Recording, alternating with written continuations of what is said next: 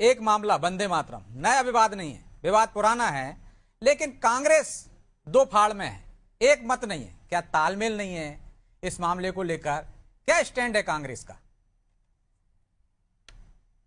देखिए चौकसे जी, वंदे मातरम को लेकर कांग्रेस में कोई मतभेद नहीं है और पूरी कांग्रेस पार्टी वंदे मातरम को लेकर एक राय है।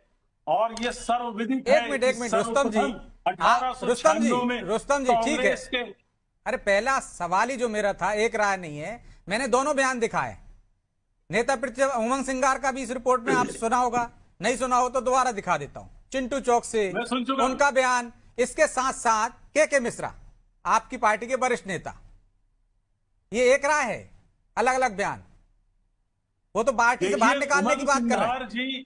उमंग सिंघार जी अभिव्यक्ति की स्वतंत्रता के स्तर पर बात कर रहे हैं और धार्मिक स्वतंत्रता के आधार पर बात कर रहे हैं। इसे वंदे मातरम के अगेंस्ट में नहीं देखा जाना चाहिए।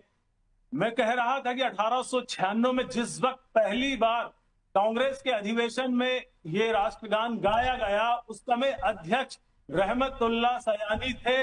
और चौकसे जी, मैं रहमतुल्लाह सयानी या अबुल कलाम आजाद से बड़ा विद्वान तो नहीं हूं। और मुझे वंदे मातरम की दो स्टेंजा, जिन्हें राष्ट्र ने स्वीकार किया है, कांग्रेस ने स्वीकार किया है, इसे गाने में कोई हर्ज नहीं है।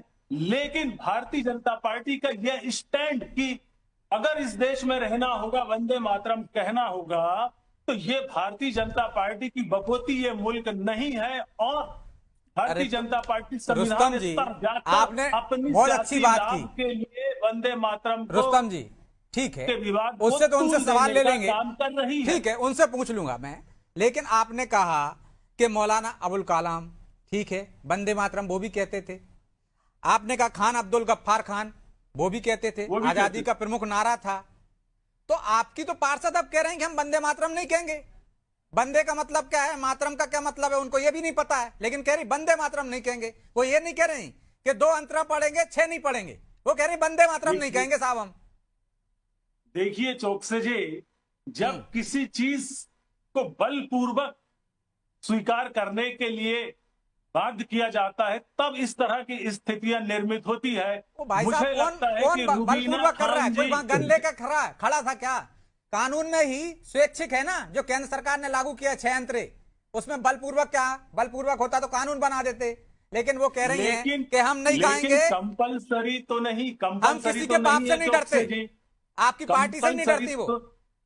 नहीं, देखिए मुझे लगता है कि रुबीना खान जी या फौजिया शेख जी अपनी भावनाओं को उचित शब्द नहीं दे पाए हैं, और वहां पे तात्कालिक रूप से भाजपा ने जो माहौल बनाया, इसीलिए इस तरह की प्रतिक्रिया सामने आई है। अन्यथा कांग्रेस पार्टी वंदे मातरम को लेकर एक तो पार्टी ये कहती ना कि उनकी भावना वैसी नहीं थी, हमें वंदे मातरम गाने से सही शब्दों का उच्चारण करवाती। रुस्तम जी, हम्म। उन्हीं से सही शब्दों का उच्चारण करवाती कि हमारी भावना ये नहीं थी। लेकिन आपकी पार्टी के नेता के मिश्रा उनकी भावना नहीं समझे क्या? पिंटू चौक से नहीं समझे क्या? चिंटू चौक से वो तो कुछ और कह रहे हैं कि हम तो हर कार्यक्रम में ये लागू करेंगे, जिसको आना हो आए। और के मिश्रा कह रहे हैं संदिग्ध निष्ठा वालों को बाहर करो। इसमें कोई दो राय नहीं है कि जो कांग्रेस की विचारधारा को लेकर संदिग्ध है, या जिन्हें भी धर्मनिरपेक्षता, समाजवाद और लोकतंत्र में जरा भी संदेह है या निष्ठा नहीं है, जो संदिग्ध है इन विचारों को लेकर, वाकई उनकी जगह कांग्रेस पार्टी में नहीं है। क्योंकि तो आप मान रहे हैं कि पार्टी उन्होंने गलत किया, कांग्रेस पार्टी में उनको नहीं रखना चाहिए, निजी एजेंडा चला रही है। ये निर्णय हमारे माननीय प्रदेश अध्यक्ष जीतू पटवारी जी के निर्देश पर है, तो मैं उनके फैसले पर, आदेश पर टीका टिप्पणी नहीं कर सकता। लेकिन वंदे मातरम पर मेरा स्टैंड स्पष्ट है और क्लियर है कि हमें कोई दो राय इस मामले में नहीं है, न कोई गुरेज है वंदे मातरम गाने में। लेकिन भारतीय जनता पार्टी जिस तरह से इसका राजनीतिकरण कर राजनीतिक विरोध आपके नेता शुरुआत करें, आरोप आप उन पर लगाओ भाई, वो आरोप क्यों लगा रहे हैं? क्या शुरुआत किसने जिस की?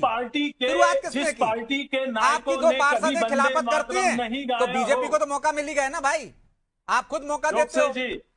जिस पार्टी के नायकों ने वंदे मातरम का गान कभी किया नहीं हो, उन्हें वंदे मातरम को लेकर इतना आक्रामक होने की कोई जरूरत नहीं है, कोई अधिकार उनका नहीं बनता है, और ना ही राष्ट्रवाद पर और वंदे मातरम पर उनका कोई एकाधिकार